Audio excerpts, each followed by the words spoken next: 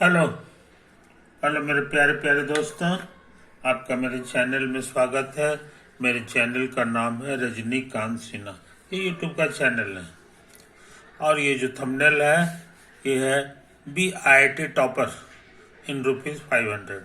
500 रुपया जमा करना है मेरे दोस्त और उसके बाद जो है IIT का टॉपर बन जाओ। अब पूछो कि पैसा कहाँ ट्रांसफ़र करना है, तो पैसा ट्रांसफ़र करने का ये एड्रेस है रजनीकांत सिन्हा।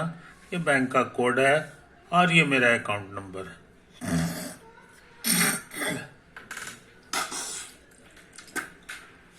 तो तुम ये अपना काम कर लो मेरे यार, है ना। अब हम लोग जो है कुछ ज़रूरी काम करें, पढ़ाई का काम। तो अभी मेरा लेक्चर चल रहा है 261 और सीरीज चल रहा है M+P+C। M means mathematics. तो अभी हम मैथमेटिक्स का काम करने जा रहे हैं। आगे बढ़ने से पहले जो है हमको एक सवाल जो है लिख लेना चाहिए, है कि नहीं। वो सवाल क्या है सो समझ लो। वो क्वेश्चन क्या है वो हम लोग समझ लें। क्वेश्चन है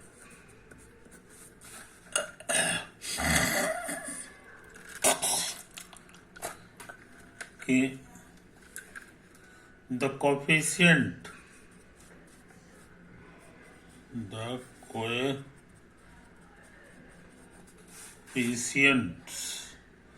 of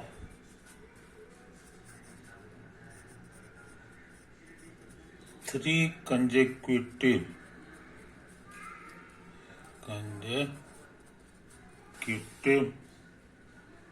terms of 1 plus x whole to the power n plus 5 are in the ratio 5:10:14, then n कितना होगा ये फिलअप द ब्लैंक करना है।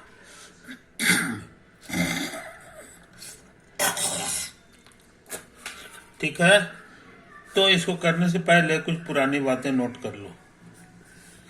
तुमको ये फॉर्मूला सिखाया गया है 1 plus x whole to the power n। ये होता था a पर n पावर और प्लस NC1 और a पर पावर दोनों का डिफरेंस और ये x पर ये 1 पावर। फिर NC2 a पर पावर एक कमेगा और x का पावर बढ़ेगा। NC3 n-3 x की, यही सब कहानी है। तो x का पावर बढ़ते बढ़ते लास्ट में जो है x पर n पावर हो जाता है। ये छोटी छोटी बातें जो है याद करते हैं। इसी का पुराना नाम है बाइनोमियल थ्योरम। Binomial theorem.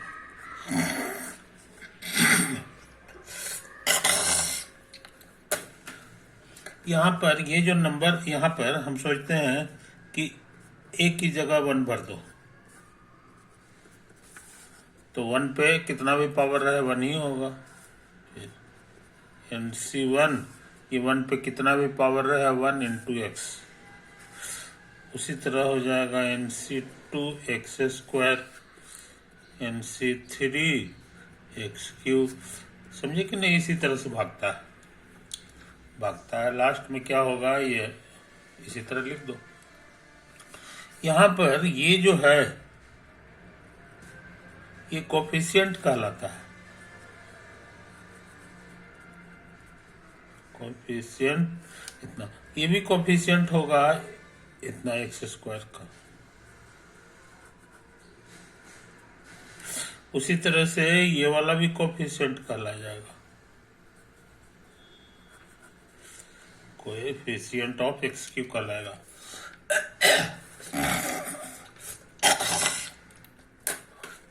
तो यहाँ पर ये जो है 3 कंजेक्यूटिव कोफिशिएंट्स कहेंगे, कंजेक्यूटिव कोएफिशिएंट कहलाएंगे, कोफिशिएंट्स आर NC1, NC2 और NC3, ये तो होगा। ये जब यहां से शुरू होगा तब उसी तरह से ये भी हो सकता है NC2, NC3, NC4, समझे। इसी तरह से जनरल हम लोग NCR ले लें, NCR, फिर हो जाएगा NC, उसके एक आगे वाला है कि नहीं। अब फिर हो गया NCR+2, समझे। यही तो है कहानी। अब कहाँ से शुरू हुआ ये तो लिखा नहीं क्वेश्चन में, समझे कि नहीं। तो यही सब चीज है क्वेश्चन में। तो क्वेश्चन में 3 कंसेक्यूटिव खाली लिखा हुआ है, तो हम लोग लिख दें। अब आंसर करने जा रहे हैं। सावधान, हमारे पूरे हिसाब किताब में n की जगह n+5 है कि नहीं। यहाँ पर n पावर जो है, इसलिए n+5 लिखोगे और इसको r कह दो, और ये हो जाएगा n+5 और c उससे एक आगे वाला NC6, सॉरी ये तो 5 रह जाएगा, लेकिन ये एक आगे बढ़ जाएगा। Late the 3 consecutive coefficients be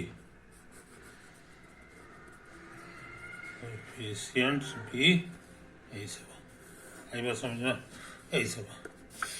तो क्वेश्चन का क्या कहना है सो समझ लो। क्वेश्चन कहता है इनका रेशियो इतना है,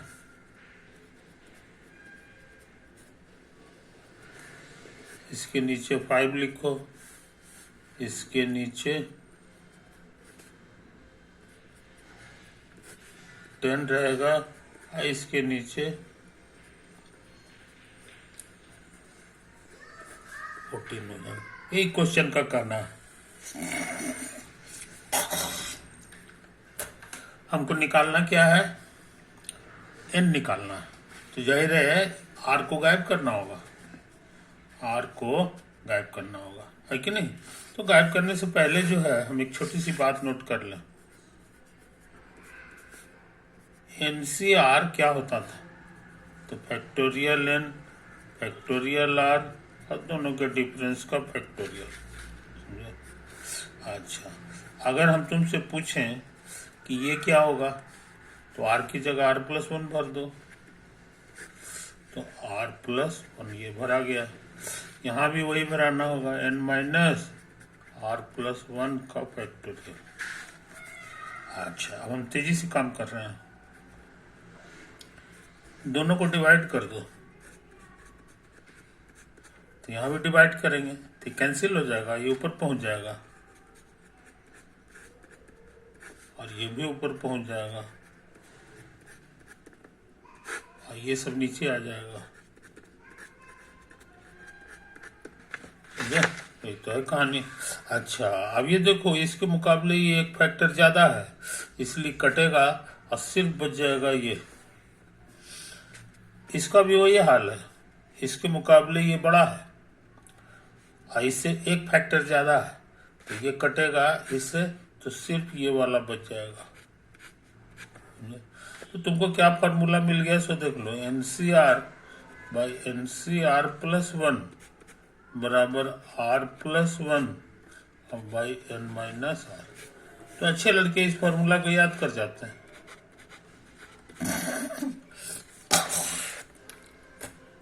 अच्छे लड़के इसको याद कर जाते हैं, इसको याद करना बड़ा आसान है। बनावट इसका देख लो, ये तो माथा पर सेम है, पैर के पास यहाँ इससे एक ज्यादा है, तो जो सबसे नीचे है वही सबसे ऊपर पहुंच जाता है। अब बाकी दोनों का ऊपर में जो है इसका डिफरेंस यहाँ लिखाता है नीचे, समझे। तो ये बात को समझ लो मेरे यार।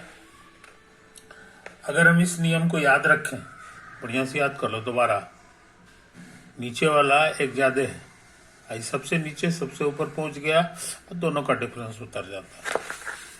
तो हम सोचते हैं यहाँ वही सब काम कर दें, यहाँ वही सब काम कर दें। इसको नीचे ले आओ,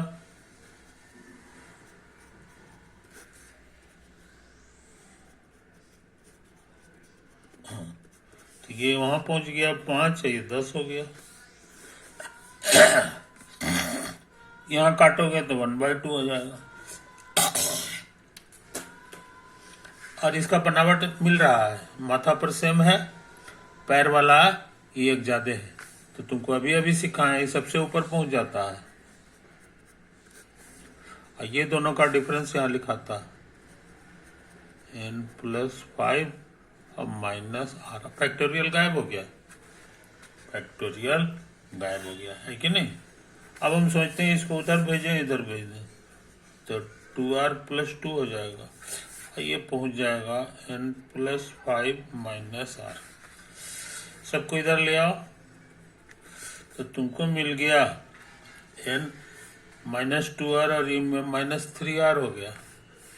और 2 इधर आकर के 3 हो जाएगा। कुछ समझे? तो एक इक्वेशन तुमको मिल गया। अब सोच रहे हैं उसी तरह का काम यहाँ कर दो, उसी तरह का काम यहाँ कर दो, है कि नहीं। तो यहाँ पे जगह कम है, इसीलिए सोच रहे हैं कि इसको अगले पेज में कर दें।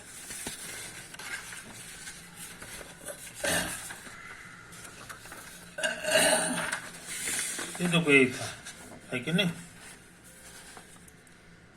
तो हम सोचते हैं इसको नीचे लटका दें, तो n+5c r+1 bye n+5c r+2। ये 10 वहां चला गया और 14 यहाँ आ गया। 2 से कटेगा। इसका बनावट मिल रहा है फॉर्मूला पर, माथा वाला सेम है, अब पैर वाला इससे एक ज्यादा है। तो तुम नियम सीखे हो, ये सबसे ऊपर पहुंच जाता है। और ये दोनों का डिफरेंस नीचे लिखाता है n+5 और -r+1। समझे? ये तो है कहानी। अब ये देखो, ये r+2 है और ये हो जाएगा n-r। अब 5 में से 1 चला गया, 4। अब इसको गौर से देखो, 7 से गुना हो जाएगा, तो 7r+14।